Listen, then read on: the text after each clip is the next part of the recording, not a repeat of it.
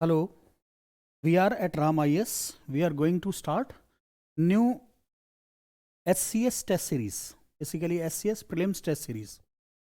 SCS prelims test series की बात करते हैं तो आप जैसे आप जानते हैं कि SCS का जो prelims का टेस्ट सीरीज होता है या टेस्ट होता है, prelims के पेपर में दो पेपर होते हैं, एक जनरल स्टडीज़ का पेपर होता है और एक CSAT का पेपर होता है। जनरल स्टडीज़ का जो पेपर होता है उसमें 100 मार्क्स के 100 क्वेश्चंस आते हैं। ईच क्वेश्चन जो होता है वो सिंगल 1 मार्क का होता है और नेगेटिव मार्किंग होती है 0.25 मार्क्स। सेम सीसैट में भी क्या होते हैं, 100 क्वेश्चन आते हैं, हर क्वेश्चन 1 नंबर का होता है और 0.25 नेगेटिव मार्किंग होती है, मीन्स 1/4 नेगेटिव मार्किंग होती है। अब हम बात करते हैं कि बेटा ये सिलेबस जो है, ये जो सिलेबस है, इस सिलेबस में क्या क्या इंक्लूड है, प्रीलिम्स के सिलेबस में क्या क्या इंक्लूड है। तो प्रीलिम्स के सिलेबस की अगर हम बात करते हैं तो फर्स्ट सबसे पहले लास्ट ईयर अगर हम बात करें 2019 में, सो मोस्ट इम्पॉर्टेंट जो टॉपिक था वो टॉपिक था आपका जनरल साइंस। सबसे ज़्यादा क्वेश्चन जनरल साइंस से आए थे, 20 के करीब, अप्रॉक्सीमेट 20 के करीब क्वेश्चन आए थे जनरल साइंस से। तो जनरल साइंस की अगर हम बात कर रहे हैं, so general science first subject होता है आपका जनरल साइंस। जनरल साइंस में questions they will ask question from physics, chemistry, biology, sometimes science and tech. तो इस तरह से क्वेश्चंस जनरल साइंस से पूछे जाते हैं। फर्स्ट सब्जेक्ट क्या है, जनरल साइंस।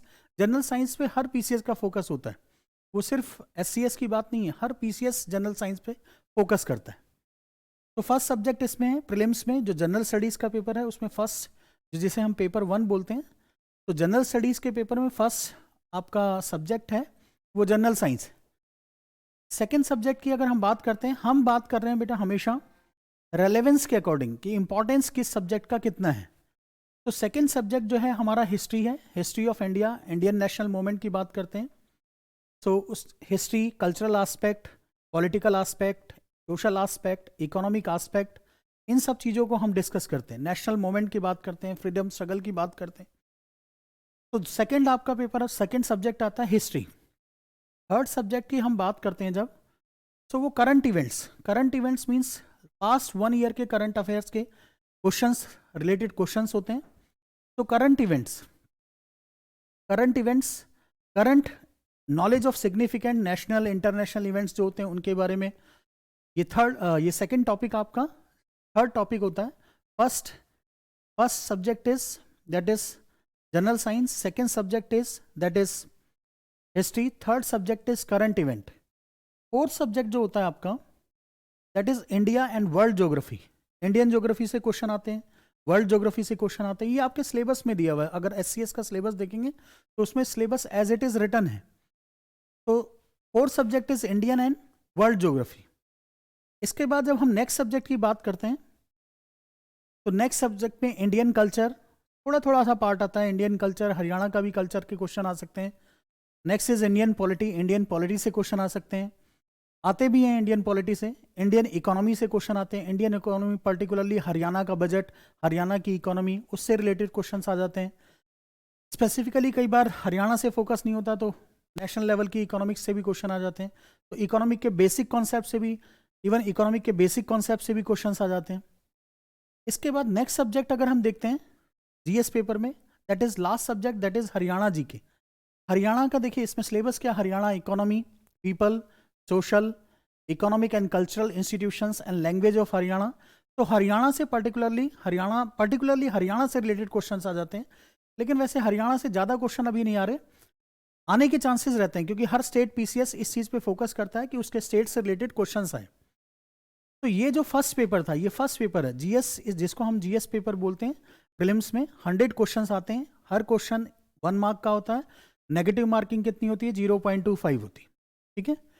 इसके बाद देखिए इसके बाद सीसैट का पेपर आता है। लास्ट ईयर जो सीसैट का पेपर था, वो सीसैट का पेपर, उसके मार्क्स ऐड हुए थे। इस साल सीसैट के पेपर के मार्क्स ऐड नहीं होंगे, but CSAT is also a hurdle for some students. कुछ ऐसे स्टूडेंट्स होते हैं जिनके पास मैथ्स बैकग्राउंड नहीं था या 10th तक मैथ्स बहुत ज़्यादा केयर नहीं किया उन्होंने, और बहुत सालों के बाद मैथ्स पढ़ रहे हैं, तो बेसिक मैथ्स थोड़ा सा प्रॉब्लम क्रिएट करती है। लेकिन ऐसा नहीं कि सिर्फ मैथ्स ही आता है उसमें। सीसैट में सिर्फ मैथ्स एक फैक्टर नहीं है, और भी बहुत सारे फैक्टर्स हैं और भी डिटर्मिनेंट्स हैं जो सीसेट को बनाते हैं। और सीसेट इस बार क्वालिफाइंग होने वाला, जब क्वालिफाइंग है तो क्वालिफाइंग में आपको एक मिनिमम स्कोर करना पड़ता है, उसके बाद इजीली आप इसको क्रैक कर सकते हैं। इसमें सिर्फ मैथ्स एक सेक्शन नहीं है, और भी चीज़ें हैं, जैसे कॉम्प्रीहेंशन आता है, इंटरपर्सनल स्किल्स इंक्लूड हो जाती हैं, कम्युनिकेटिंग स्किल्स इंक्लूड हो जाती हैं, लॉजिकल रीजनिंग आता है इसमें, बहुत आसान होता है लॉजिकल रीजनिंग के क्वेश्चंस को करना, डिसीजन मेकिंग के क्वेश्चंस आ जाते हैं, वो भी बहुत ईजी होता है, जनरल मेंटल एबिलिटी के क्वेश्चंस आते हैं, ठीक है, बेसिक न्यूमरेसी के क्वेश्चंस आते हैं जो बैंकिंग में आते रहते हैं, छोटे छोटे क्वेश्चंस। इस तरह के क्वेश्चन से क्या होता है, और ये अब लास्ट ईयर तो खैर ये स्कोरिंग पार्ट था, इस साल ये क्या क्वालिफाइंग पार्ट।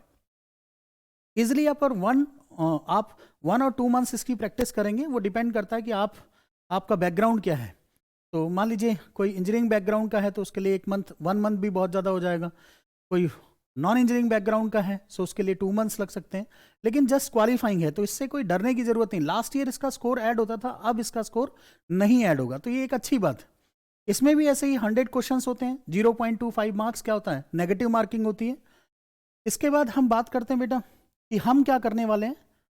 तो we are going to launch a test series, ठीक है, हम राम IAS से एक टेस्ट सीरीज लॉन्च करने वाले हैं, जिसमें 2 तरह के स्टूडेंट्स को प्रॉफिट होगा। एक स्टूडेंट्स जो ऑलरेडी प्रिपेयर्ड हैं, they are waiting for the notification, they are waiting for the examination, उनके लिए भी टेस्ट सीरीज है। प्लस ऐसे स्टूडेंट्स भी हैं जो अभी स्टार्ट कर रहे हैं, जैसे मान लीजिए पॉलिटी स्टार्ट किया तो पार्ट टेस्ट भी इंक्लूड है इसमें और फुल टेस्ट भी इंक्लूड है।